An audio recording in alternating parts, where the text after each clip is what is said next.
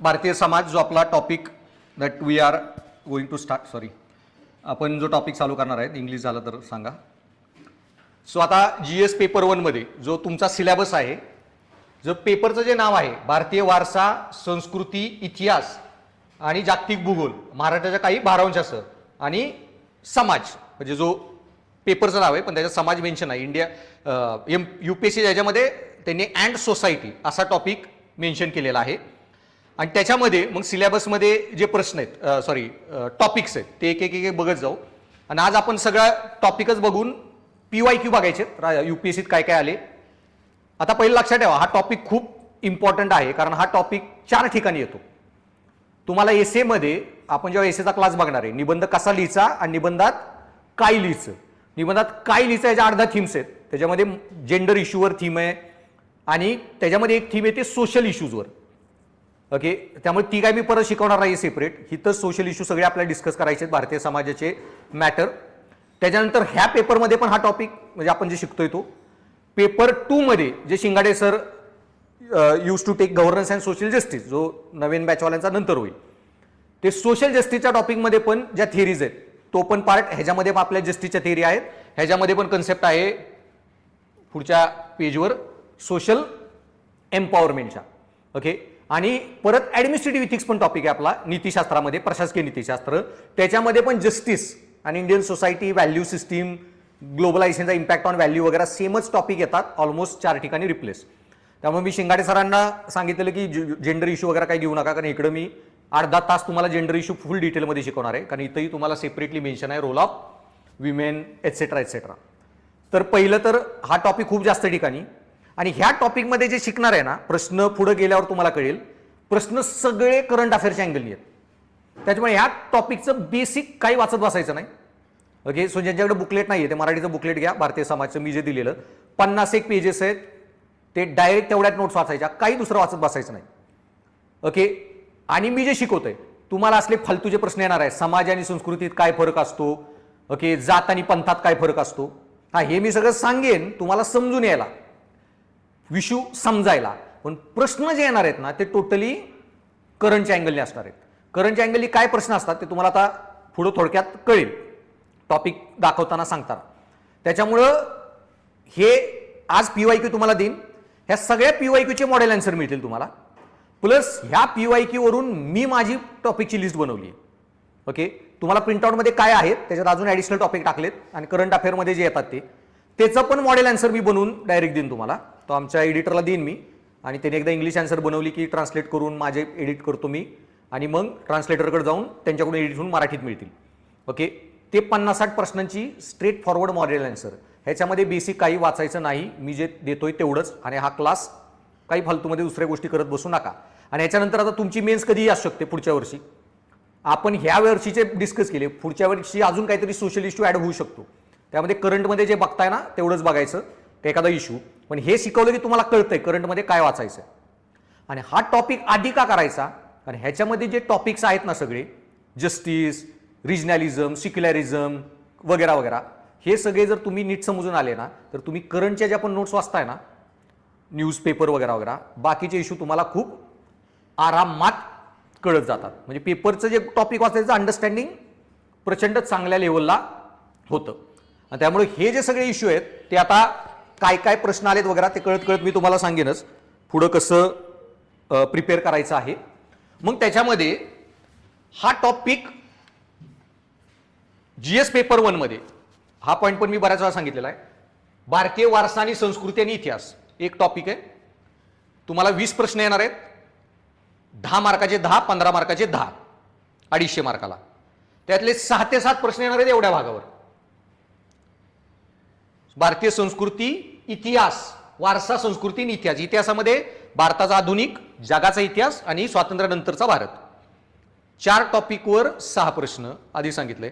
त्यामुळे world history वगैरे एखाद दुसरा टॉपिक आता त्याला इग्नोर नाही करू शकत तुम्ही, कारण वर्ल्ड हिस्ट्री पण महत्वाचं आहे, पोस्ट इंडिपेंडंट इंडिया महत्वाचं आहे, कारण एक एक प्रश्न मॅटर करतो रँकला, कॅडरला, सगळ्याच ठिकाणी. पण तुम्ही किती युटिलिटी टाकायची, त्यात किती वेळ घालवायचा अभ्यास वगैरे सगळ्या बाबतीत, ते 6 प्रश्न आहेत. भूगोल, भूगोलामध्ये पण जागतिक भूगोल आणि इंडियन जॉग्राफी, फिजिकल जॉग्राफी, तुमची इकॉनॉमिक जॉग्राफी, सोशल जॉग्राफी, त्या सगळ्याचा किती येणार आहे? 6 प्रश्न. त्यासाठी पण 4-5 पुस्तकं वाचल्यासारखा ढिगभर कंटेंट आहे. आणि फक्त भारतीय समाज या एका टॉपिकवर येणार आहेत 6-7 प्रश्न, 75 ते 80 मार्क. हा टॉपिक एसेला बी कामाला आहे, इथिक्समध्ये पण ओव्हरलॅपिंग आहे, गव्हर्नन्स जस्टिसशी पण ओव्हरलॅपिंग आहे, 4 ठिकाणी कॉमन आहे. वाचायचे किती? मी दिलेले फक्त 50 पेजेस. मग ते 50 पेजेतले एक वाक्य आहे ना, त्याच्यातलं कायनात इन्फॉर्मेशन आहे. ते वाक्य तुम्हाला असंच बघून कळणार नाही. क्लासमध्ये, लेक्चरमध्ये जेव्हा आता मी टॉपिक शिकवत जाईन ते पेजेस पुढे ठेवायचे पीपीटीचे, आणि किंवा घरी जाऊन लगेच त्या दिवशी ते वाचायचे. त्या एका वाक्यात इतका अर्थ आहे जो तुम्हाला मग तेव्हा कळू शकतो की ह्या वाक्याला काय म्हणायचं होतं, डीप थिंकिंग त्याच्यातलं. मग आता सिक्युलरिझमच्या नोट्स आहेत, त्याच्यामध्ये मी 2 शब्द सुरुवातीला लिहिले. ओके, धर्मनिरपेक्षता, निगेटिव्ह सिक्युलरिझम, सर्व धर्म समभाव, पॉझिटिव्ह सिक्युलरिझम. ह्याच्यामध्ये काय म्हणणं आहे याचं, त्याच्यात खूप डिस्कशन करायचं आहे, जे नंतर तुम्हाला कळेल. आणि हे जे सांगतो लेक्चरमध्ये बेसिक जे शिकवेन आणि ॲडव्हान्स लेवल पण शिकवणार आहे, जे थॉट्स बेसिक शिकून घेतला ना, बाकी कुठल्याही भानगडीत पडायचं नाही. वाचण्याच्या कुठल्याही नोट्स बीट वाचू नका, मार्केटमध्ये काही बघू नका. एवढाच क्लास, एवढ्याच नोट्स. इथून पुढे जे वाचायचं करंट. का? आता तुम्हाला एक टॉपिक आहे सिक्युलरिझम. सिक्युलरिझमवर धर्मनिरपेक्षता, सर्वधर्म समभाव वगैरे, त्याच्यावर कधी प्रश्न येणार आहेत. धर्मनिरपेक्षता म्हणजे काय तुम्हाला समजते, संविधानातली कुठली तत्व धर्मनिरपेक्षतेबद्दल बोलतात वगैरे वगैरे. ओके, हे असले प्रश्न विचारत बसत नाहीत. यूपीएससीत काय प्रश्न आलता धर्मनिरपेक्षतेवर, की तुला माहित नव्हतं का 6 वाजता तरी पण उशीर आले? क्रांतिकारी लोकांच्या बॅचमध्ये आहे मी. ठीक आहे, उद्यापासून शार्प 6 वाजता भरेल. मॅसेज नाही येतो, खरोखर 6 वाजता लेक्चर चालू होईल. कळलं? मला काही प्रॉब्लेम नाही तुमचं लेक्चर 9 पर्यंत घ्यायला. आमची बायकोच 9-9:30 येते, त्यामुळे घरी जाऊन मला लवकर काही कामधंदा नाही. माझं जेवण 10 वाजता होतं. सो तुम्हाला उशिरा जायचं असेल जावा, मला काही प्रॉब्लेम नाही 8:30 पर्यंतच बसायला, 9 पर्यंत. सो उद्या 6 वाजता. आणि ऑफलाईनवाले ऑफलाईनला, ऑनलाईनचे सगळ्यांचे ॲक्सेस, ऑफलाईनवाल्यांचे उद्या मी बंद करणार आहे. सो वाहून गेला तरी पाण्यात चालेल पुरामध्ये. इथं काय एवढा कोकणात पाऊस नाही येत. आणि जर पावसामुळे जर तुम्ही लेक्चरला येऊ शकत नसाल तर उद्या दंगे झाले, ते दिल्लीमध्ये पोलीस भिजत मारते पोरांना, तर कसा देश चालवायचा तुम्ही जर पावसात क्लासला येत नसाल? आणि मी जे वाक्य सांगितलेलं बुद्धांचं लक्षात ठेवा, इंसान वही बन जाता है जो सोचता है वो है. सो सरकारी अधिकारी झाल्यावर म्हणणार आहे का लय पाऊस येतोय साहेब, दंगे होऊ द्या जरा, पण मी पाऊस कमी झाल्यावर दंग्याच्या ठिकाणी पोचतो. अरे पूर झाल्यावर तर तुम्हाला पहिल्यांदा जायचंय. हे आर्मीवाले जर म्हणायला लागले ना, सो उद्या ऑफलाईनवाले ऑफलाईनला 6 वाजता शार्प या. सो कमिंग बॅक टू सिक्युलरिझम, धर्मनिरपेक्षता. आता धर्मनिरपेक्षता म्हणजे काय, संविधानाची कोणती मूल्य धर्मनिरपेक्षतेबद्दल बोलतात, असले प्रश्न येणार नाहीत. यूपीएससीत प्रश्न काय आलता, what in French can learn from Indian model of secularism. फ्रेंचचं सिक्युलरिझमचं जे मॉडेल आहे ना, ते भारताच्या धर्मनिरपेक्षतेपासून काय शिकू शकतं, भारताच्या सिक्युलरिझमच्या मॉडेलपासून. आता हा मॅटर प्रश्न काय आलता, फ्रेंच लोकांनी बुरक्यावर बंदी घातली, त्याच्यामुळे वादविवाद झाले.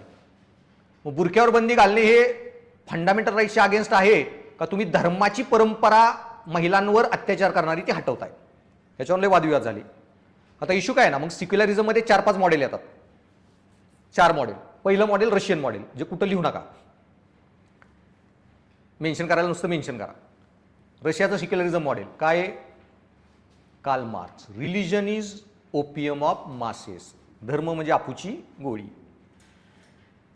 माओ झेडॉंग, रिलिजन इज पॉइझन, धर्म म्हणजे विष. त्यांचं सिक्युलरिझम क्लिअर आहे. Finish the religion, liberate the message, धर्म डिस्ट्रॉय, लोकांना मुक्ती. धर्म म्हणजे बर्बादीचं कारण त्यांच्यासाठी. ते असं का, ते पण तुम्हाला जगाचा इतिहास अभ्यासल्यावर कळतं. वर्ल्ड हिस्ट्रीमध्ये त्यांच्याबरोबर काय काय घटना झाल्या भयानकवाल्या, त्यांचं सिक्युलरिझम येतं. ते निगेटिव्ह म्हणजे डिस्ट्रॉय द रिलिजन. त्याच्यानंतर येतं एक मॉडेल फ्रेंचचं, त्याला निगेटिव्ह सिक्युलरिझम म्हणतात. फ्रेंच लोकांमध्ये काय आहे ना सिक्युलरिझममध्ये, इतकं वॉटर टाईट सेपरेशन आहे धर्म आणि राजकारणाचं, पब्लिक लाईफचं, की तुम्ही पब्लिक प्लेसमध्ये धार्मिक गोष्टी पण करू शकत नाही. फ्रान्स बीजमध्ये गेला, गणपती बसू नका बरं का, कुठंतरी चौकात, कुठं रस्त्यावर नमाज बिमाज पडू नका, जेलमध्ये टाकतील. तिथं क्रॉस बीज घालून पण तुम्ही ऑफिसमध्ये येऊ शकत नाही.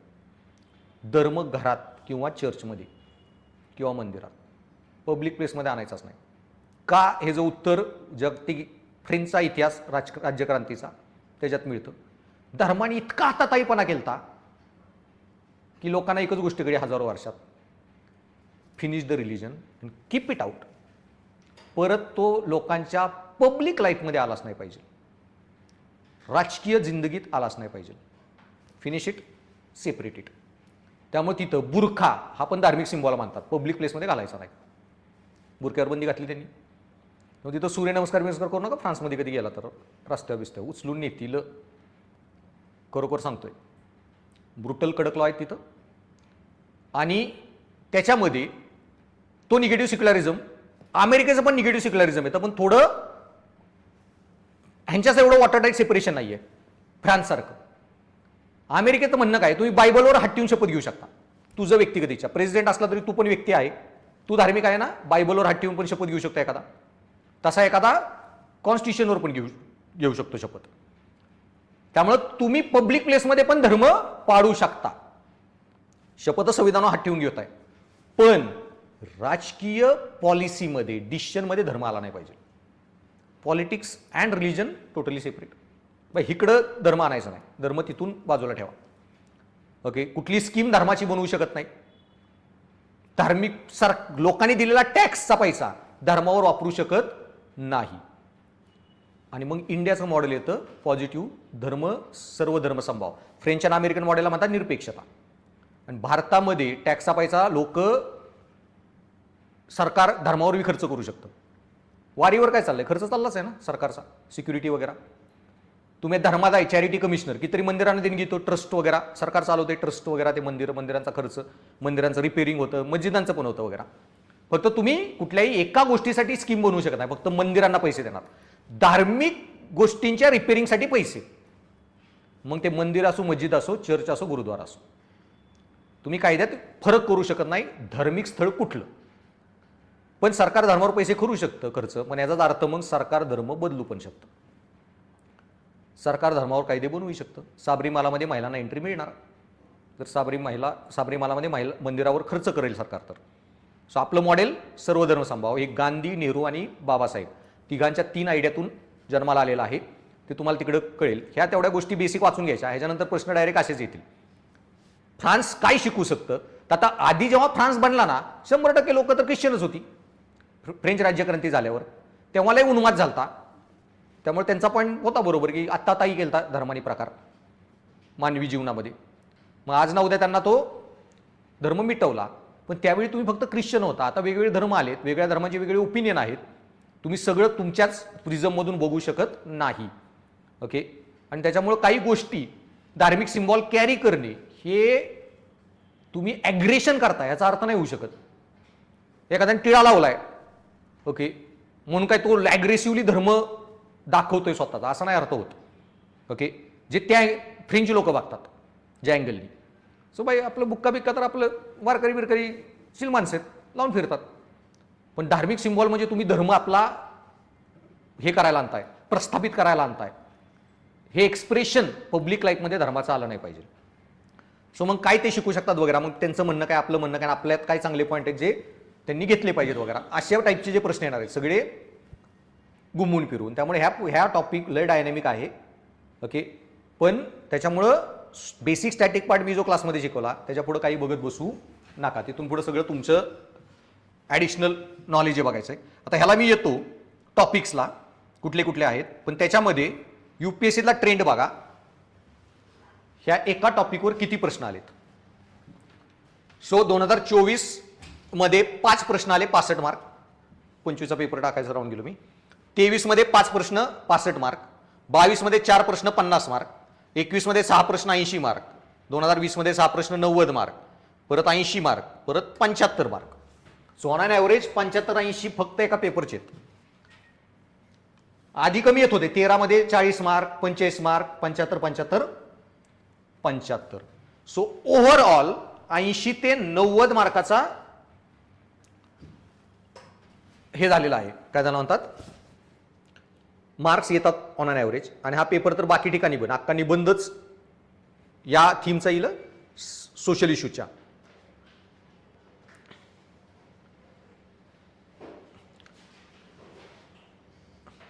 दोस्त कुठे, दोस्त कुठं आहे,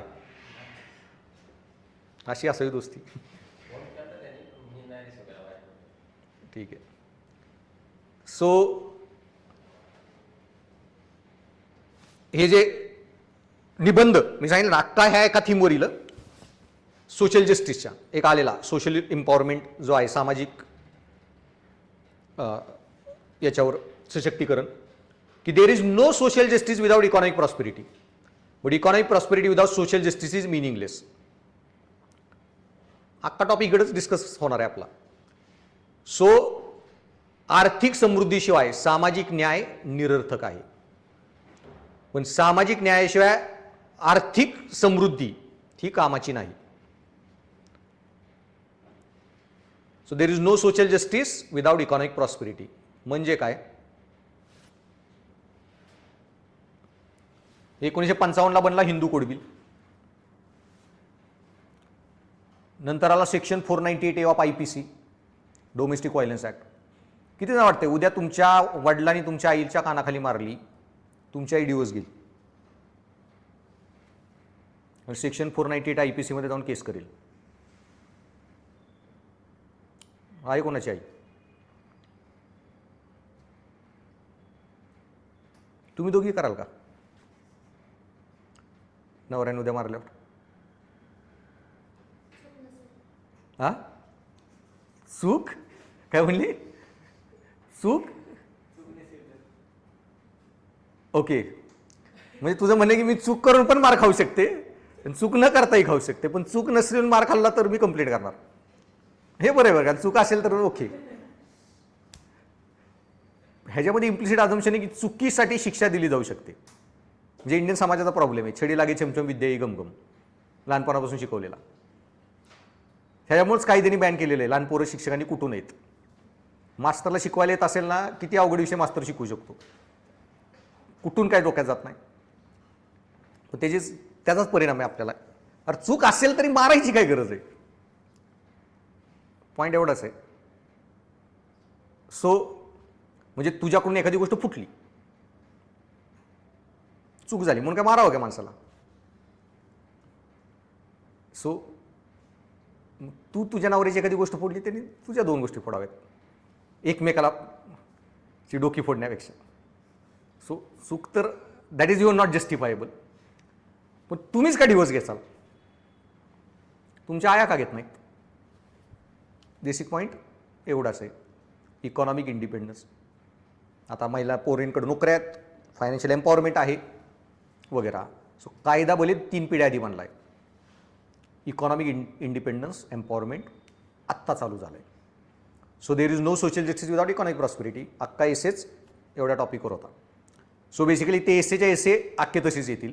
आणि त्यानंतर तुम्ही जस्टिसच्या पण बऱ्याच थेरी, आपण ॲडमिनिस्ट्रेटिव्ह इथिक्समध्ये जस्टिस टॉपिक आहे, त्याच्यामध्ये मग प्लेटो आहे, सॉक्रेटिस, ॲरिस्टॉटलने पण जस्टिसची आयडिया दिलेल्या. आणि थोड्याफार तुम्ही पण उपयुक्ततावाद वगैरे, जस्टिस, मूलभूत अधिकारांचं रक्षण, जस्टिस वगैरे ते टॉपिक बघणारच ॲडमिनिस्ट्रेटिव्ह इथिक्समध्ये.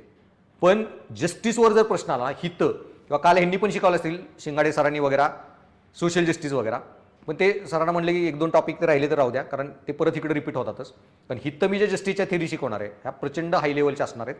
आणि प्रश्न आला तर ह्या लिहिच्या, तुमचं ते बेसिक नॉलेज जस्टिसचं लिहून टाका. जस्टिस म्हणजे सोशल एम्पॉवरमेंट, लिगल एम्पॉवरमेंट, कायदेशात सशक्तीकरण, आर्थिक सशक्तीकरण, सामाजिक सशक्तीकरण, सांस्कृतिक सशक्तीकरण. ते 10वी-12वीला पोरांसाठी ठीक आहे जस्टिस. सो इथं ज्या जस्टिसच्या थेरी बघायच्या, ओके, आत्ता ज्या लागू होतात प्रशासनात advance level. So John Rawls theory of justice, Nozick's theory of justice, okay, परत काय Amartya Sen theory of justice, Sandel's theory of justice, Dworkin's theory of justice, Martha Nussbaum theory of justice. ते 5-6 एकदम ॲडव्हान्स थिअरीज आहेत जस्टिसच्या. त्या direct बघायच्या आणि सोप्या आहेत. त्याला फक्त एक्झाम्पल नीट समजली की समजून जातं. तुमची लाडकी बहिणी ह्या 5 जस्टिसच्या थिअरीमधून जन्माला आलेली स्कीम, फक्त तुम्हाला कळली पाहिजे ती कुणाच्या आयडियातून जन्माला आलेली आहेत. तुमच्या सारथी बार्टी वगैरे ह्या सगळ्या याच जस्टिसच्या थिअरीमुळे बनलेल्या स्कीमा आहेत. आज एम्प्लॉयमेंट भत्ते वगैरे हे पण ह्या जस्टिस थिअरीमधून आलेले आहेत. त्यामध्ये प्लेटो ब्लिटे 2-3 हजार वर्षापूर्वीच्या जस्टिसच्या आयडिया सगळ्या विसरून जा. इथिक्समध्ये पण प्रश्न आला तरी ह्या जस्टिस ॲडव्हान्सवाल्या लिहिचा. सो बेसिकली मग तुमचे हे जे जस्टिसच्या थिअरीज वगैरे, सो हा जो पार्ट आहे तो इतक्या ठिकाणी कामाला येणार आहे की हा पेपर. आणि एकदा ह्या बेसिक गोष्टी शिकला तुम्ही की जेव्हा न्यूजपेपर वगैरे वाचताय ना, तुम्हाला ऑटोमॅटिक न्यूजपेपर वगैरेमध्ये ह्या सगळ्या गोष्टी इझिली कळायला लागतील. इझिली तुम्ही त्या गोष्टी समजू शकता की पेपरमधले काय मुद्दे चाललेत, रिजनॅलिझम वगैरे किंवा लँग्वेजचे इश्यू जे आहेत, हिंदी शिकवायची नाही शिकवायची वगैरे, हे सगळे मुद्दे का इश्यू आहेत ते तुम्हाला नीट कळत जातं. सो प्रियंका इज सेइंग मला वाटले जनरली 90% डोमेस्टिक व्हायलन्स अगेन्स्ट केस फाईल करत नाहीत आजकाल, तिथेच बदला घेतात. सो सिया गोयल तिने तर डोमेस्टिक व्हायलन्स ह्याच्या आधीच बदला घेऊन टाकला. Pre marital violence. So what ever. So आधी क्वेश्चनला जायच्या आधी टॉपिक कुठले कुठले आहेत बघा भारतीय समाजात. सो पहिलं भारतीय समाजाची ठळक वैशिष्ट्ये आणि भारतातील विविधता. सो भारतीय समाजाची ठळक वैशिष्ट्ये, सॅलियंट फीचर्स सांगा कुठले आहेत भारतीय समाजाची ठळक वैशिष्ट्ये.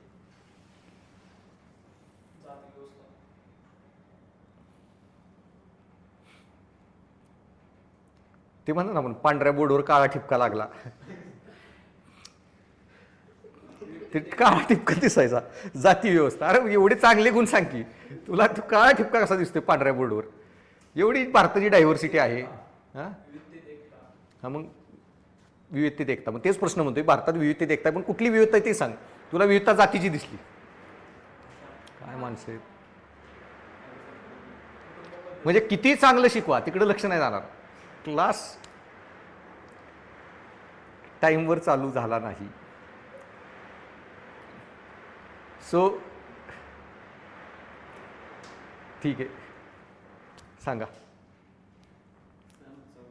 आता तो म्हणेल ते पत्र मी का लिहिलं, पुढचे 15 दिवस त्याला त्या पत्राची आठवण होणार आहे. ठीक आहे. सण उत्सव, आता असं आत्ता उत्तर देता ठीक आहे, नंतर स्टँडर्ड वर्ड वापरायचे. सो सण उत्सव ह्याला आपण काय म्हणतो, परंपरा. तो ट्रेडिशनचा भाग झाला परंपरेचा. सो परंपरा वेगवेगळ्या आहेत, डायव्हर्सिटी. अजून त्यात काय डायव्हर्सिटी आहे, विभक्त. मग ते ऑलमोस्ट सगळ्या संस्कृतीत आहेतच. पोशाख, ड्रेसिंग स्टाईल मध्ये विविधता आहे, फूडमध्ये विविधता आहे, डान्स वगैरे मध्ये. ठीक आहे.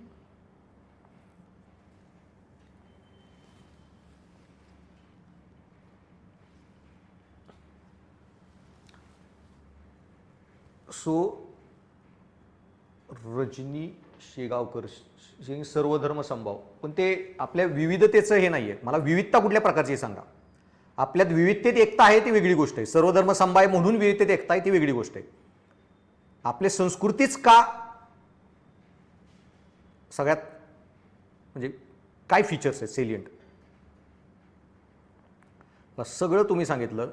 आणि हिथंच सांगितलं ना मार्क कसे मिळतात UPSCत आणि पोरं टॉप कशी करतात, सगळं सांगून सगळ्यात इम्पॉर्टंट गोष्ट सांगितली नाही भारताच्या डायव्हर्सिटीतली.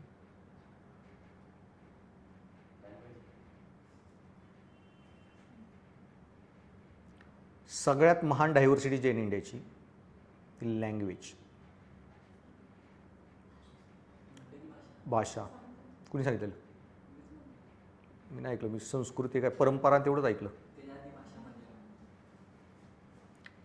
का सी आपल्या लय साड्या आहेत आणि लय साड्या नेसायच्या पद्धती आहेत. फ्रेंच लोक आपल्याकडून 2 दिवसात शिकतील साड्या कशा नेसायच्या. भाषा मराठी अख्ख्या देशात लोकांना समजायला ना वर्षानुवर्ष जातील. लँग्वेज इतक्या लगेच बनत नाहीत. आणि अख्ख्या युरोपमध्ये जेवढ्या लँग्वेज नाहीत ना तेवढ्या इंडियात आहेत.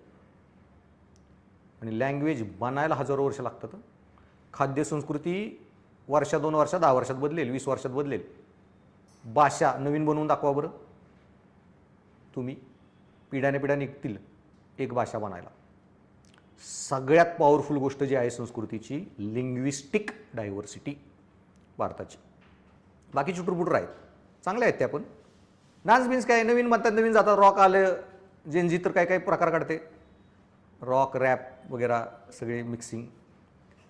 सो हिपहॉप वगैरे वॉटेवर हे काय वर्ष 10 वर्षात बनलेले प्रकार आहेत डान्सचे.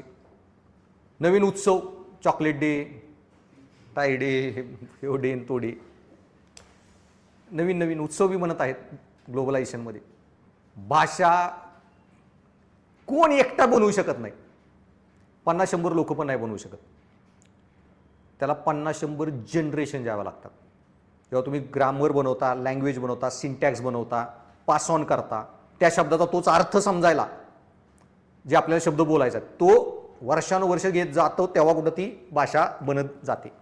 सो लिंग्विस्टिक डायव्हर्सिटी हे तुम्हाला कळलं पाहिजे की बाय कुठला पॉईंट मी मेन्शन केला पाहिजे ॲक्च्युली उत्तरात.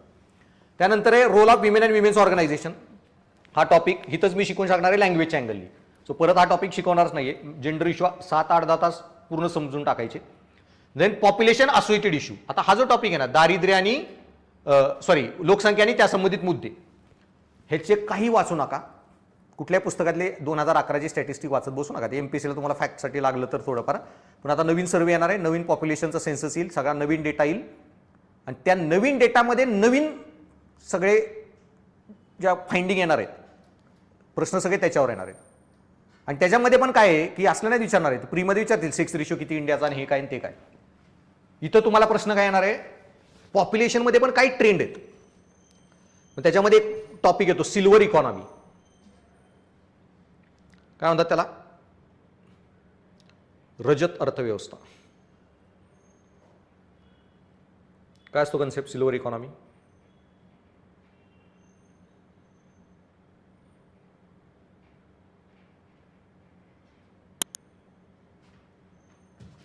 आता सांगितलंय ना, उत्तर जमत नसेल तरी सांगितलंय हारी बाजी को जीतना जिसे आता है. उत्तर माहीत नसताना जो लिहून येणार आहे ना तो जिंकणार आहे. आणि उत्तर माहीत नसेल तरी पण लिहायचं असेल तर काय सांगितलेलं मी म्हण, साताऱ्याची म्हण आठवा, खोटं बोला रेटून बोला. मग आता माहीत नाही ना, मोकळा कशाला सोडायचा कागद. मग आला अर्थ सिल्वर इकॉनॉमी आणि पॉप्युलेशन काय असू शकतं, इंडियामध्ये काय चालू आहे, आणि जे मला ते लिहून टाकायचं. चूक काय निगेटिव्ह थोडी जाणार आहे, ते 0 दिल मार्क. मारतो का बोल. तू नाही, तू काहीतरी म्हणत होती की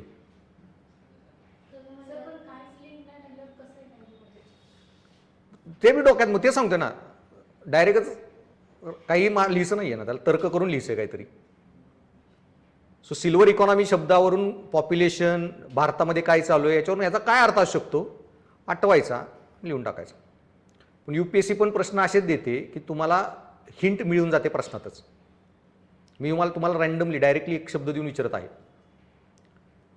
पण UPSC इथिक्समध्ये प्रश्न कसा विचारला, चैतराम पवार. आता डायरेक्ट चैतराम पवारचे योगदानावर लिहा. आता तुम्ही मला कोण होते चैतराम पवार, काय केलं त्यांनी, पुढं काय लिहितं त्यांनी, चैतराम पवार यांचे पर्यावरणीय नीतिशास्त्र. चैतराम पवार नाही आठवते तरी चालेल, पर्यावरण नीतिशास्त्रावर लिहून या काय ते सगळं योगदान. पर्यावरण नीतिशास्त्र काय असतं त्यांचं 5 तरी पॉईंट मॅच होतील 15 मध्ये, 4-5 मार्क मिळाले. तो सिल्वर इकॉनॉमी काय असू शकतं,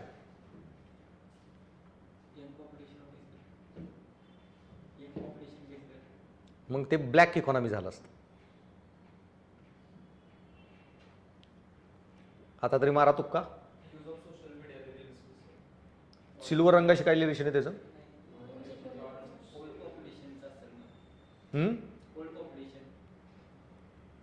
25 वर्ष पूर्ण, रजनी सिंग रजत वर्ष. सर 2021 आणि आत्ताची जनगणना कंपॅरिझन प्रश्न येऊ शकतो का?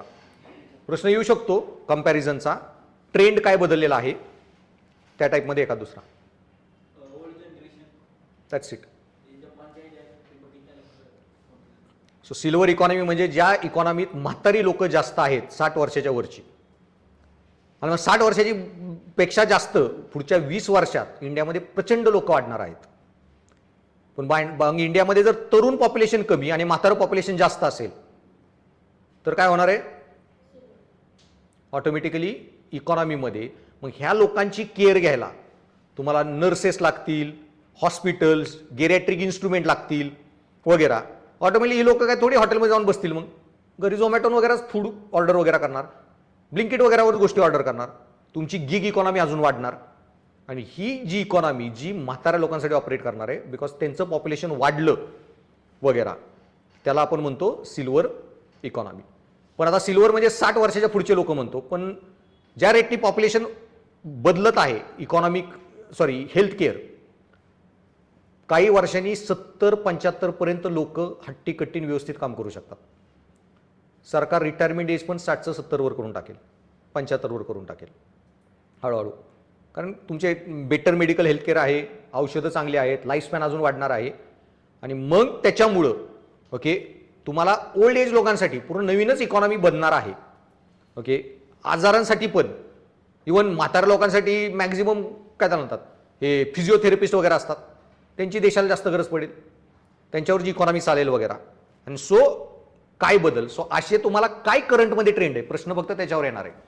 ते नंतर न्यूजपेपर वाचलं की तुम्हाला कळत जातं. आता नवीन सर्वेमध्ये काय काय माहिती येईल तेवढेच फक्त तुम्हाला बघायची आहे. नंतर दारिद्र्य आणि विकासात्मक प्रश्न, पॉवर्टी आणि डेव्हलपमेंट इश्यू, गरिबी का, गरिबीची कारणं काय वगैरे असले बेसिक हा पॉईंट तुम्ही इकॉनॉमिक्समध्ये पण परत डबल बघणारच आहात. देन नागरीकरण यांच्याशी निगडीत समस्या व त्यावरील उपाययोजना. आता अर्बनायझेशनमध्ये पण अर्बनायझेशन म्हणजे काय, अर्बनायझेशनचे काय प्रश्न आहेत, किती टाईपचे अर्बन सिटीज असतात आणि प्रकार असतात, फालतू प्रश्न काही येणार नाहीत. त्याच्यामध्ये पण ट्रेंड बेस्ड प्रश्न येतात. आणि ट्रेंड बेस्ड प्रश्न म्हणजे काय की अर्बनायझेशनमध्ये आता जे प्रश्न आलेत, पुढे प्रश्न दाखवणारच आहे मी, की अर्बनायझेशनमध्ये कास्ट ही स्वतःचं रिलिव्हन्स संपत आला आहे का, तुमचं काय मत आहे वगैरे वगैरे. सो असे तिथं पण ट्रेंड बेस्ड प्रश्न येतात. अर्बनायझेशनमध्ये कास्टला क्लासने रिप्लेस केलेला आहे. ओके असे जे प्रश्न येतात. सो अर्बनायझेशनमध्ये तुमची कास्ट आता कमी मॅटर करते, क्लास जास्त मॅटर करतो. तुम्ही कुठं राहणार, तुमच्याकडे किती पैसा, तुम्ही कुठं फ्लॅट वगैरे काही गोष्टी विकत घेणार, caste gets replaced by class. So त्याचे काय परिणाम आहेत वगैरे सगळे अर्बनायझेशनचे ट्रेंड बेस्ड क्वेश्चन येणार आहेत. ते पुढे आता प्रश्नच मी दाखवणार डायरेक्ट, कळत जाईल तुम्हाला. देन जागतिकीकरणाचे भारतीय समाजावरील परिणाम, इफेक्ट्स ऑफ ग्लोबलायझेशन आणि इंडियन सोसायटी. आता ग्लोबलायझेशनचा इंडियन सोसायटीवर काय इम्पॅक्ट आहे हा तर मी एसेमध्ये शिकवतो पूर्ण टॉपिक, तुमचाही नंतर घेईन. ग्लोबलायझेशन, आता ग्लोबलायझेशनवर एवढ्या 10-15 वर्षात UPSCने परत निबंध विचारला नाही. इथं तुम्हाला प्रश्न आलेत ग्लोबलायझेशनचे, ते पण एकदम करंटच्या अँगलनी. ओके पण आधी ग्लोबलायझेशनवर निबंध विचारले त्यांनी, नांगरे पाटील एक्झाम देत होते तेव्हा 91-2000च्या टाइम पिरियडमध्ये. 91 मध्ये ग्लोबलायझेशन झालेलं, पुढचे 10 वर्ष त्याचे परिणाम दिसत होते आपल्याला. LPG रिफॉर्मचे, नवीन इकॉनॉमी, नवीन सगळं कल्चर, पब कल्चर वगैरे वगैरे, व्हॅलेंटाईन डे सेलिब्रेट करा वगैरे, मारामाऱ्या सगळ्या, त्यावर डिगवर प्रश्न विचारले. आता बंद झाले. आता कळलं जेनझी आपल्याला मारेल जर ह्यांना व्हॅलेंटाईन डे सेलिब्रेट नाही करून दिला तर. सो ते वादविवाद बंद झाले. पण आता ग्लोबलायझेशन जे आहे ना is impacting the villages. So गावागावापर्यंत ग्लोबलायझेशन पोचलेलं आहे. आणि त्याचे काय परिणाम आहेत मग ग्रामीण संस्कृतीवर, ग्रामीण समाजावर. ओके सो गावाकडे तमाशा लावणीपेक्षा ऑर्केस्ट्रा जास्त चालायला लागले. आणि भारतीय समाज म्हणजे काही हा टॉपिक नाही बरं का, आजूबाजूला काय चाललंय फक्त कळलं पाहिजे तुम्हाला, प्रश्नावरच कळतंय. कॉमन सेन्स, त्याच्यावरच बरेच उत्तर लिहिता आली पाहिजे. मग ग्लोबलायझेशनचे चांगले पण परिणाम आहेत ग्रामीण संस्कृतीवर, की गावागावांपर्यंत लोक इंटरनॅशनल इकॉनॉमीसाठी कनेक्ट झाले, बिझनेस वगैरे करू शकतात. मग दोन्ही अँगलनी. आणि त्याच्यावर अख्खा एसेच ग्लोबलायझेशन मी सांगतो की ग्लोबलायझेशनचा विलेजेसवर परिणाम हा मला जो वाटतं प्रिडिक्शन एसेचा टॉपिक येऊ शकतो UPSCत तसं. आणि इफेक्ट्स ऑफ ग्लोबलायझेशन ऑन मग इंडियन सोसायटी. आणि प्रश्न तुम्हाला कसे येतात पुढे दाखवणारच आहे की ग्लोबलायझेशनमुळे महिलांच्या अधिकारांमध्ये किंवा महिला सशक्तीकरणावर ग्लोबलायझेशनचा कसा परिणाम होत आहे, हे जागतिकीकरणाचा महिलांच्या सशक्तीकरणावर वगैरे असे तुम्हाला फक्त घुमून फिरवून प्रश्न येतात. त्याच्यानंतर सामाजिक सबलीकरण, सोशल एम्पॉवरमेंट. सोशल एम्पॉवरमेंट काय असतं, सोशल एम्पॉवरमेंटमध्ये जस्टिस वगैरे काय, त्या सगळ्याच्या मी थिअरी शिकवणार आहे. सांगितलं जॉन रॉल्स वगैरे, नॉझिक हे ते, आणि जनरल सोशल एम्पॉवरमेंटचा कन्सेप्ट. देन कम्युनॅलिझम, रिजनॅलिझम, सिक्युलरिझम, जातीयवाद, प्रांतवाद, धर्मनिरपेक्षता. ह्याच्यामध्ये पण काही बेसिक गोष्टी बघायच्या नाहीत. आज काय चालू आहे ह्या बाबतीमध्ये ते प्रश्न बघायचे आहेत आपल्याला, त्या अँगलनी स्टडी करायचा आहे. आता काय ते पुढं कळत जाईल, डायरेक्टच आपण क्वेश्चन बघत जाऊ. मग तुम्हाला मला काय सांगायचं की टॉपिक, नावाला टॉपिक आहेत बरं का, प्रश्न यूपीएससी उलटे पुलटे काही विचारते, तुम्हाला एमपीएससी तसेच प्रश्न येणार आहेत. त्याच्यामुळे पहिल्यांदा प्रश्न बघा. सो यूपीएससीचे आहेत हे 25चं माझं टाकायचं राहून गेलं. आणि मी सांगितलं ना, हे प्रश्नाची पण मॉडेल आन्सर की तुम्हाला देईन सगळ्या प्रिंटआउट. आणि मी स्वतः काही 40-50 प्रश्न बनवले, हे सिल्वर इकॉनॉमी वगैरे यायचे, ते जे डायरेक्ट तेच रट्टा मारायचे, इथले विषय टॉपिक आहेत ते शिकायचे. तुम्हाला जे 6-7 प्रश्न येणार ना 75 मार्काला, ओके, त्याच्यातले 5-1 प्रश्नाची उत्तरं तुम्हाला क्लासमध्ये डायरेक्टली इनडायरेक्टली मिळून जाणार आहेत. आणि एखादा प्रश्न आउट ऑफ बॉक्स येऊ शकतो. आता सिल्वर इकॉनॉमी वगैरे असा काय आला तर सांगितलं ना, रेटून बोला, फक्त तर्क लावून बोला, थोडंफार लॉजिक लावून 3-4 पॉईंट लिहिता आले झालं. सो मग उत्तर माहीत नसताना कसं लिहायचं आणि रेटून कसं लिहायचं पेपरमध्ये, त्याचं उदाहरण आता सांगा उत्तर मला. सो आज काही करणार नाही आपण, फक्त प्रश्नाची उत्तर. लय हाय लेवल तुम्हाला द्यायची गरज नाही, प्रश्न वाचायचा, अर्थ समजायचा आणि तुमचं मत सांगायचं, ओके. आणि 20 प्रश्नात तुम्हाला किती मार्क पाडायचे, 4-5 4-5 4-5. 20 प्रश्नात 4-4 पडले 80, 20 प्रश्नात 5-5 पडले 100, 20 प्रश्नात 6-6 पडले 120. नाही पडणार आहे तुम्हाला जिंदगीत, तेवढे टीना डाबीला पडतात, ओके. तुम्हाला अंडर एस्टिमेट नाही केलं पाहिजे, तुमच्यापैकी कोणतरी बनू शकतं टीना डाबी, पण थोडं आपलं लेवलमध्ये असलेलं बरं असतं. सो 4-5 मार्क, 15 मार्काच्या प्रश्नात 5, 10 मार्काच्या प्रश्नात 4, 10 40, 10 50, 90 मार्क 250 पैकी टॉप केली तुम्ही एमपीएससी, डेप्युटी कलेक्टर झाला. तेवढं लिहिता आलं पाहिजे. मग 4-5 प्रश्न एकदम भारी लिहा, 1-2 प्रश्न सोसो लिहून 3-4 मार्क मिळवा.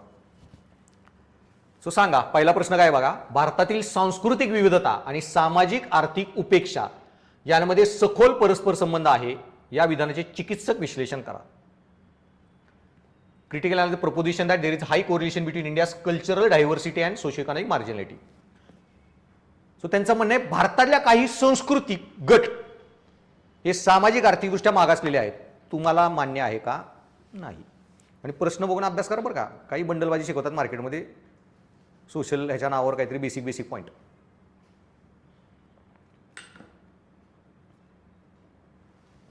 सांगा काय म्हणणे.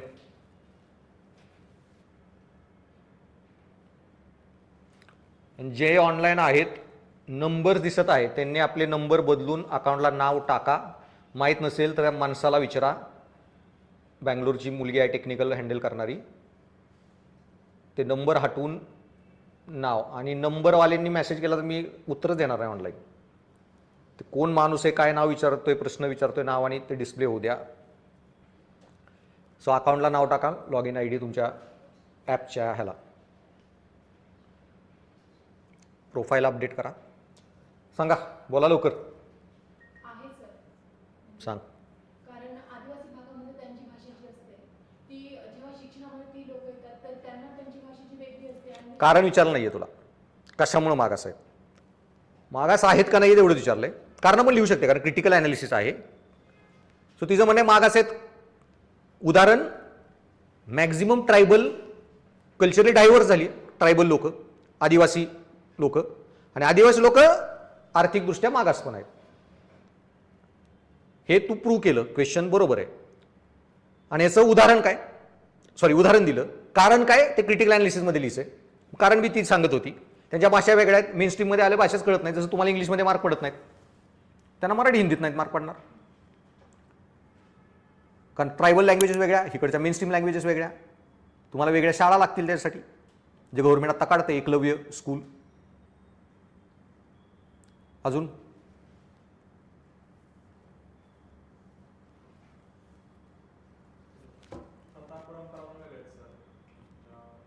असू दे की, पण मागासले पण कसे ते सांग.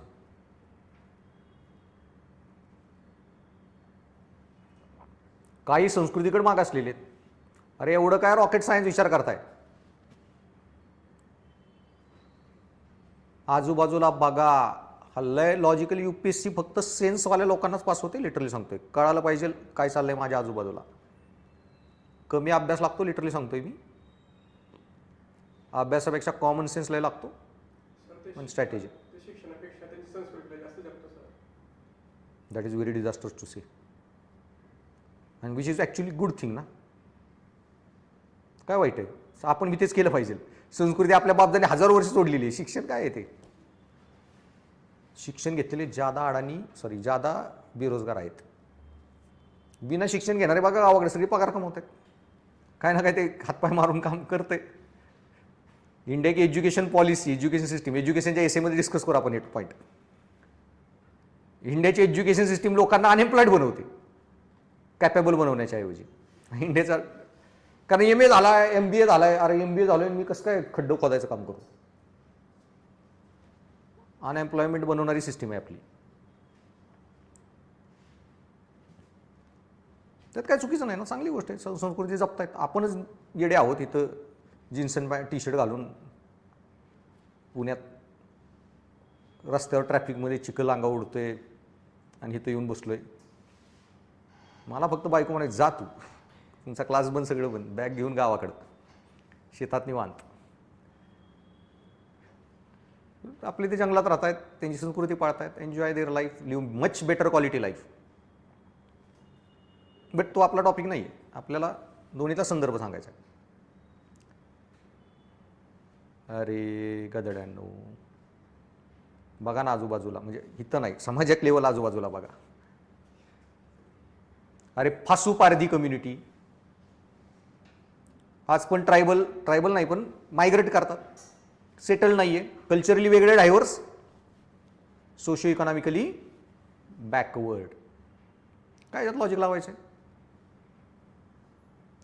कितीतरी कास्ट कम्युनिटीमध्ये मुस्लिम कम्युनिटी डायव्हर्स आहे, एज्युकेशनली बॅकवर्ड आहे, त्यामुळे सोशली बॅकवर्ड आहे. इंडियामध्ये गव्हर्नमेंट जॉब्स वगैरेमध्ये खूप कमी रिप्रेझेंटेशन आहे. नॉर्थ ईस्टचे आदिवासी, नॉर्थ ईस्टची संस्कृती सगळी जंगलं, शेतीच होऊ शकत नाही, इकॉनॉमिकली बॅकवर्ड. सगळा पहाडी संस्कृती, सोशो इकॉनॉमिकली बॅकवर्ड आहे. काय ॲग्रिकल्चर होऊ शकत नाही ना, उत्तराखंड वगैरे तिथं पोचायला 2-2, 4-4 दिवस, 10-10 दिवस लागतात काय काय रिमोट लोकेशनला. कसली इंडस्ट्री डेव्हलप होणार आहे त्यात डोंगरान दऱ्यामध्ये, सिम्पल. सो काही संस्कृतीच बॅकवर्ड आहेत. अजून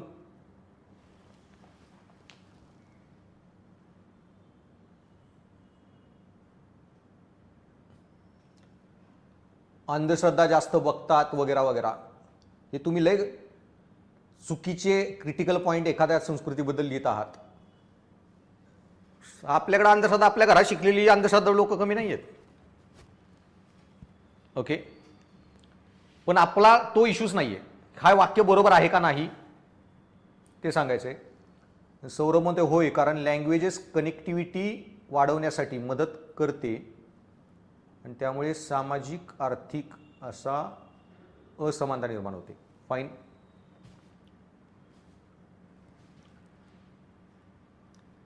अजून आता याच्यामध्ये पण की काही संस्कृतीच मागास आहेत. प्रश्न काय म्हणलाय, चिकित्सक विश्लेषण करा. चिकित्सक विश्लेषण म्हणजे काय येतं क्रिटिकल अनालिसिसमध्ये, दोन्ही बाजू. संस्कृती डायव्हर्सवाल्या मागास नाही आहेत ना, सोशली ना इकॉनॉमिकली.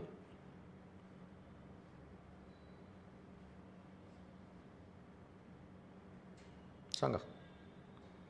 बाळानं विचार करा. तुकाराम महाराज आठवा. दुसऱ्याच्या डोळ्याने ना बघू शकता ना पायाने चालू शकता. थोडं डोकं लावालंय, कॉमन सेन्स आहे. तुमच्या आजूला विविध संस्कृतीचे लोक कोण आहेत आणि ते सामाजिक आर्थिकदृष्ट्या मागास आहेत का, एवढाच विचार करा. कोण आहे? तू मान हलवलीस.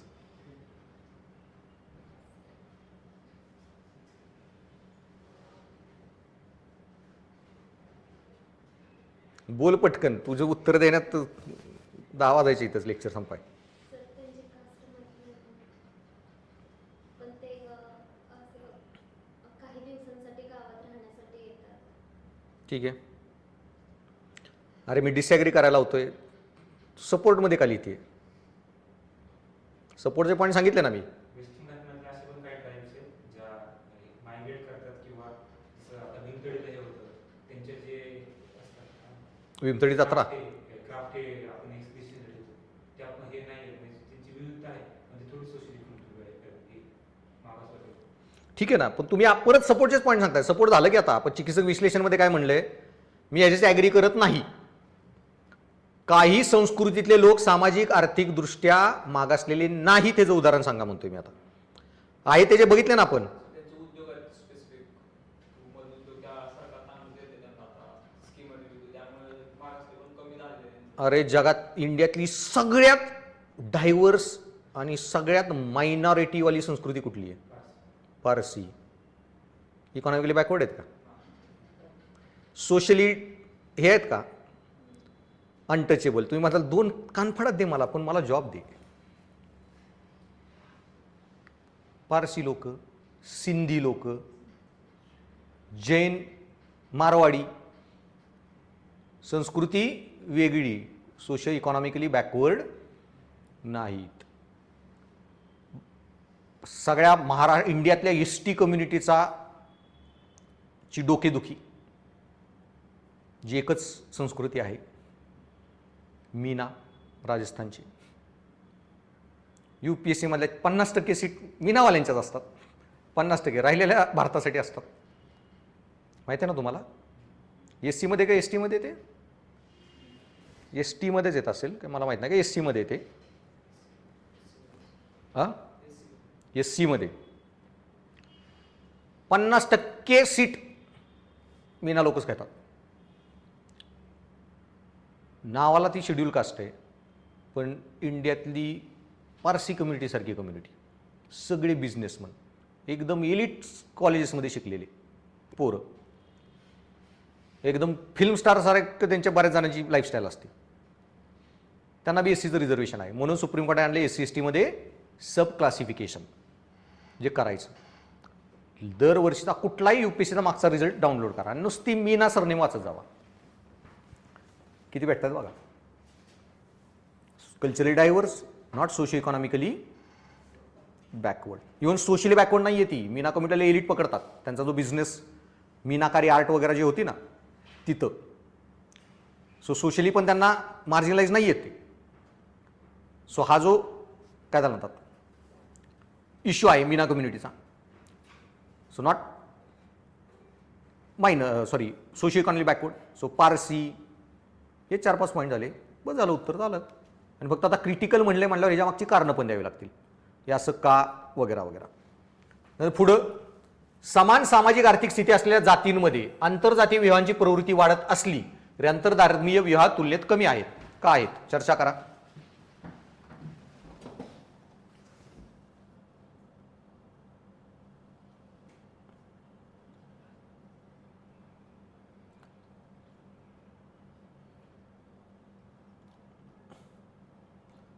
ऑनलाईनवाले तुम्ही मला कारण सांगत आहात, मला फक्त तुम्ही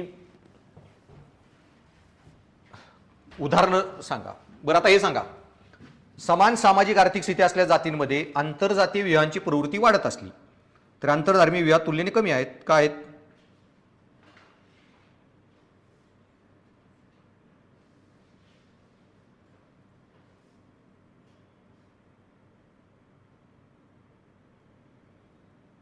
बोला. जातीला प्राधान्य असते. अरे बोला रिटून. चुकलं. धर्मापेक्षा जातीला प्राधान्य असते. अरे प्रश्न उलटा आहे बाळा. आंतरजातीय विवाह वाढलेत, धार्मिक वाढले नाहीयेत. तर विचारामध्ये बदल असतो तो त्यांना. काय काय विचार पडत नाही. विचार पटत नाहीत. हो, पण का पटत नाहीयेत? पहिले तर हे सांगा, आंतरजातीय विवाह का वाढले? सामाजिक आर्थिक स्थिती समान झालेली सर. मग धार्मिक मध्ये समाज नाही झाली का? विचारातले मतभेद आहेत. काय झालं ते आंतर त्यांचं म्हणणं आहे की हिंदू IAS मध्ये एखादा जनरल कॅटेगरीतला, एक ओबीसीतला, एक SC ST असेल ना तर लग्न करतील, आणि ते प्रमाण जास्त आहे. पण हिंदू मुस्लिम IAS लग्न करतील तर डिव्होर्स होऊ शकतात. फर्स्ट रँक सेकंड रँक काय येऊ शकतात, आणि अशी लग्नच कमी होत आहेत.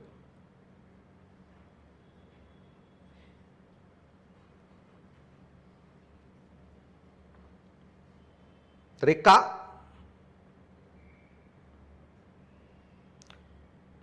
अरे काय हाय लेवल प्रश्न आहे. बसल्या बसल्या 4 चौकात चर्चा चालते याच्यावर. टेक्निकल पॉईंट मी जे उत्तर देणार आहे ते पुढचं थोड्या वेळ देईनच मी, पण बेसिक तरी सांगा की. कुठं डायरेक्ट खरोखर जंगलातूनच आला क्लासमध्ये की काही समाज माहीत नाही तुम्हाला, गुहेतच राहत होता. त्यांच्या beliefs, श्रद्धा त्यांची प्रत्येक धर्माची. पहिलं याचं सांगा, इंटरकास्ट वाढलेत का वाढलेत तर का, त्याची कारणं काय, आणि मग आपण इंटररिलिजियसला जाऊ. एज्युकेशन, मग इंटररिलिजियसमध्ये एज्युकेशन का नाही आलं? सेक्युलरिझम. एज्युकेशन जातीवाद कमी झाला तुझं म्हणणं आहे, म्हणून इंटरकास्ट लग्न वाढली.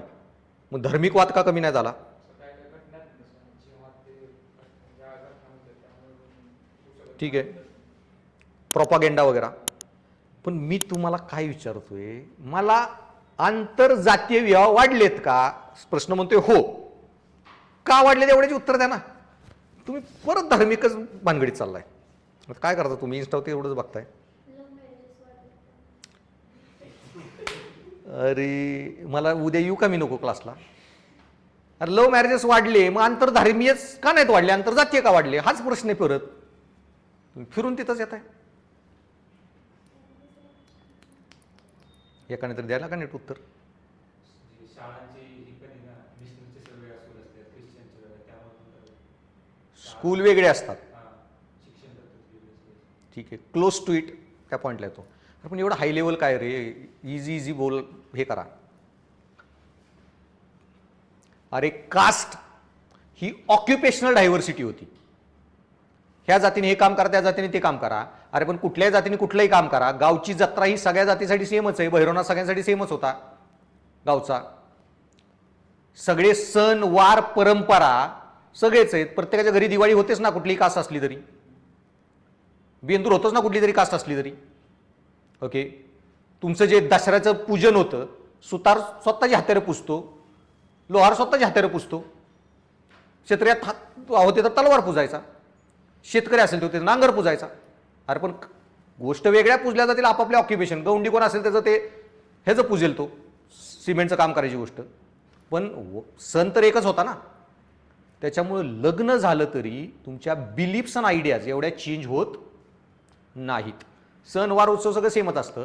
त्यामुळं कल्चरल शॉक हा एवढा मोठा नाही इंटरकास्ट मॅरेजेसमध्ये. इंटर रिलिजियसमध्ये सगळंच वेगळं आहे. धर्मामध्ये आयडोलिट्री आहे, मूर्तीपूजा नाही. आणि मग परत काय चालतात, एका देवाला माना का अनेक देवांमध्ये माना. फूड हॅबिट, आता एखादं जैन आहे एखादं मुस्लिम लग्न आहे, ॲब्सोल्यूट नॉन व्हायलन्स, रोज नॉनव्हेज खाऊ शकता. सो ड्रास्टिक डिफरन्सेस येतात. Spiritual beliefs, religious practices, ritual, तुमचे वार सणवार परंपरा सगळंच आहे. जाती जरी वेगळ्या असल्या तरी वार सणवार परंपरा उपास तपास कुठल्याही जातीवाले कुंडली मॅच करतेच आहे लग्नाला. इंटरकास्ट मॅरेज झाले तरी कुंडली मॅच करून करतील. फायनली ह्या सगळ्या गोष्टी समानच आहेत. सेकंडली हा एक फॅक्टर झाला. दुसरा, हे उत्तरात ॲक्च्युअली लिहिचं आहे तुम्हाला, caste got replace by class. हे सगळे चर्चानंतर होणार आहेत. आज फक्त प्रश्न समजून घ्या, ट्रेंड काय आहे आणि काय उत्तर लिहायचे असतात. Then globalisation. ग्लोबलायझेशनमध्ये काय झालंय, ग्लोबलायझेशन तिसरा फॅक्टर आहे. दुसरा, caste got replace by class. तुमची जात ही आता वर्गाने बदलली आहे. त्यामुळं एखादा माणूस लग्न करताना एखादी पोरगी किंवा पोरगाई लग्न करताना दुसऱ्या स्वतःच्या जातीतल्या गरीब पोराशी लग्न करण्यापेक्षा दुसऱ्या जातीतला असला तरी पण same class, they will prefer that more. कळलं? So caste got replace by class. Then ग्लोबलायझेशनमुळं तुम्ही शहरामध्ये आला, शहरांमध्ये ऑक्युपेशनल डायव्हर्सिटी जी कास्टमध्ये होती ती पूर्ण गेलेली आहे. तुमची कास्ट कुठली असेल, काम तुम्ही शहरामध्ये सगळे सेमच ठिकाणी करताय. ऑफिसमध्ये लोक लग्न करताना prefer occupational similarity than caste diversity. वकिलाशी लग्न करतोय, मग IAS IPS झाल्यांची वेगळी जमात असते. ओके, तिथं ते जात नाही बघत, ते पोस्ट आणि कॅडर बनून लग्न करतात, ती वेगळी कास्ट बनते. वकिलाशी करतोय, डॉक्टरशी लग्न करतोय. So they consider now different kind of diversity लग्न करताना than similarity, than caste similarity. कळलं? आणि कास्टचे जे रूल्स आहेत ते आता राहिलेच नाहीत ना, की तिथं तीच गोष्ट शिकावी वगैरे वगैरे. तुम्हाला काय त्याचा फरकच पडत नाही. किंवा कास्टमध्ये तेच ऑक्युपेशन करायचे, जे रिस्ट्रिक्शन आता निघून गेलेत वगैरे. आणि चौथा की पहिलं काय काय सांगितलं मी, cultural shock, caste class replacement, occupational diversity आणि ग्लोबलायझेशन. आता गावाकडं पण नाही एवढा राहिला प्रकार, पण आपल्या इकडं म्हणजे महाराष्ट्रात वगैरे, UP बिहारमध्ये आहे अजून तो इश्यू. कास्टमध्ये काहीतरी वेगळे तुमचे कास्टचे रूल्स असतील, प्रथा परंपरा असतील, काही क्लासच्या देव असतील, काही काही वेगवेगळे एखाद्या कास्ट क्लासचे. शहरामध्ये कसली कुणाची कास्ट अँड क्लास आहे? शहरातलं जे कल्चर आले ग्लोबलायझेशन, ह्याच्यामध्ये काय आहे? पबजी म्हणते, मॅगडी, KFC, 2 BHK पब तुमचा, पार्ट्या वगैरे. म्हणजे कास्टच्या आयडेंटिटीज इथं नाही आहेत शहरामध्ये. शहरात सगळ्याच वेगळ्या आयडेंटिटी, वेगळं कल्चर. त्याच्यामुळं कास्ट नॉर्म्स, कास्ट रूल्स हे इरेव्हिलंट होत आहेत. आणि लग्न झालं तरी शॉक कमी. तिसरा, आता कम्पेअर टू रिलिजन, जे आयडियोलॉजी वगैरे सांगितला, तो जो बोललेला पॉईंट ना, शाळा वेगळ्या वगैरे असतात हे ते, तोच पॉईंट दुसऱ्या अँगलनी, तुम्हाला एखाद्या जैन माणसाला फ्लॅट रेंटवर द्यायचा, त्याला वाटतं की मी जैन नॉनव्हेज खात नाही, तो फ्लॅट रेंटवर देताना काय करणार आहे? कधी मुस्लिमला आणि ख्रिश्चनला देणार नाही, कारण नॉनव्हेज खातात. पण तो ब्राह्मणला देऊ शकतो नॉनव्हेज खात नाही तर, किंवा एखादी फॅमिली सांगते आमच्यात नॉनव्हेज खात नाही वारकरीत, फ्लॅट दिल रेंटवर. ह्याच्यामुळं काय होतं? Occupational segregation. आता मुस्लिम कम्युनिटी नॉनव्हेज खातात, तर एखादी एरियात मुस्लिम कम्युनिटी जादा आहे, मग तिथं नॉनव्हेजची दुकानं जादा असतील, तर हिंदू लोक तिथं फ्लॅट नाहीत घेणार, राहिलं नाही जाणार. आणि मोस्टली ह्याच्यामुळं बऱ्याच फ्लॅट्समध्ये हिंदू मुस्लिम्सला ख्रिश्चन्सला फ्लॅट रेंटवर दिले जात नाही, अनलेस तुमची कॉस्मोपॉलिटन सोसायटी आहे वगैरे. आणि ह्याच्यामुळं काय होतं? जॉग्राफिकल सेग्रिगेशन, घेटोआयझेशन ज्याला म्हणतात, जे पुण्यात पण दिसतं. फातिमानगर एरियामध्ये ज्यादा मुस्लिम आहेत, कॅम्प साईडला ज्यादा ख्रिश्चन आहेत, खोंडव्या साईडला ज्यादा मुस्लिम आहेत त्याच एरियात, पण दुसरीकडे तुम्हाला कमी दिसतील. ह्याचा परिणाम काय होतो? तुम्ही वेगवेगळ्या कास्टचे लोक एका बिल्डिंगमध्ये राहताय, एकमेकांचे मित्र वगैरे होणार आहेत, फ्रेंडशिप होणार आहेत, लव्ह मॅरेजेस वगैरे होऊ शकतात. पण वेन टू रिलिजन्स, तुम्ही फिजिकली आणि स्पेशली डिफरंट राहताय जॉग्राफिकली, एकमेकांची ज्यादा कॉन्टॅक्ट पण येणार. आणि तोच त्याचा पॉईंट जो होता एक्सटेंडेड. शाळा वेगवेगळ्या असतात बऱ्याच वेळा, त्यामुळे दोस्ती बांधण्याचा हे पण इश्यू होत नाहीत. आणि सेकंडली मग तो जो म्हणला पॉलिटिकल प्रोपागेंडा वगैरे, किंवा हे सगळे इश्यू आहेत लव जिहाद सारखे वगैरे, त्याच्यामुळे पण वाद विवाद जे वाढतात. आणि ह्या घटकांमुळं इंटरकास्ट वाढले, इंटर रिलिजियस वाढले नाही. कळलं? सो कशा टाईपचे हे काही विचार नाही तुम्हाला. बेसिक जातन धर्मात फरक काय, जात कुठून जन्माला आल्या आणि धर्म कुठून जन्माला आला वगैरे, आधी काय झालं नाही झालं, आज समाजात काय चालेल, उद्या कलेक्टर झाल्यावर तुम्हाला बेसिक गोष्टी काढल्या पाहिजेत. देश कसा ऑपरेट होत आहे आत्ता. कळलं? पुढं हा तुमच्यासाठी प्रश्न आहे, ह्या दोघींसाठी.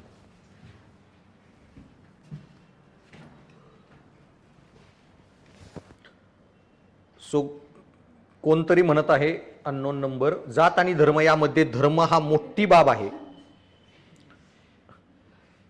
सो धर्म ही मोठी बाब आहे, पण का ते ऍक्च्युली एक्सप्लेन करायचंय.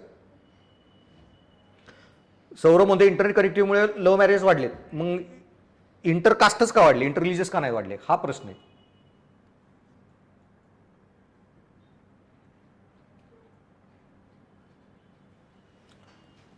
सांगा. जागतिकीकरणामुळे कौशल्याधारित तरुण अविवाहित महिलांचे शहराकडे स्थलांतर वाढले आहे. सो ह्या पोचल्या आपल्या क्लासमध्ये. याचा त्यांच्या वैयक्तिक स्वातंत्र्यावर आणि कौटुंबिक नात्यांवर काय परिणाम झाला आहे, स्पष्टीकरण द्या.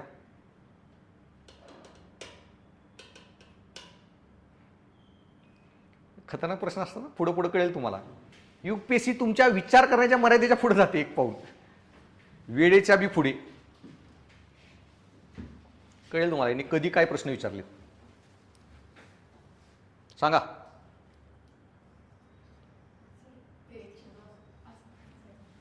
काय सर घरी असताना आपण घरच्यांवर अवलंबून असतो, पण इथे आल्यानंतर आपले तुम्ही आपल्याला घ्यावे लागत आहे. त्याच्यामुळे वैयक्तिक म्हणजे आपण स्वावलंबी झाले. ठीक आहे. तू तेच विचारते ना की वैयक्तिक स्वातंत्र्यावर कौटुंबिक नात्यावर काय परिणाम झालाय, तू ते सांग ना मला. तू ते सांगते की शहरात येऊन मला स्वावलंबी व्हावं लागलं.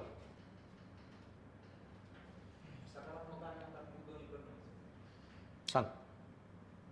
सकारात्मक म्हणजे वैयक्तिक स्वातंत्र्य मिळालं आणि कौटुंबिक नातेसंबंधात नकारात्मक परिणाम म्हणजे तेच लव्ह मॅरेज ते वाटलं ते झालं ते नकारात्मक परिणाम मिळू शकतो. ठीक आहे. तुमच्या वैयक्तिक स्वातंत्र्यावर काय परिणाम झाला का? त्यांना त्यांच्या आयुष्यात जोरदार निवडायचं स्वातंत्र्य भेटलं. परत आवडतात ते जॉब करायचं ते स्वातंत्र्य भेटलं. ते गावापासून द्यावं लागलं. परत कौटुंबिक नात्यावर परिणाम म्हणजे थिंकिंग मध्ये गॅप आहे आईमध्ये आणि मुलीमध्ये. अरे खूप बेसिक बेसिक. याला गावाकडचे कोण कोण आहे? सगळेच ऑलमोस्ट.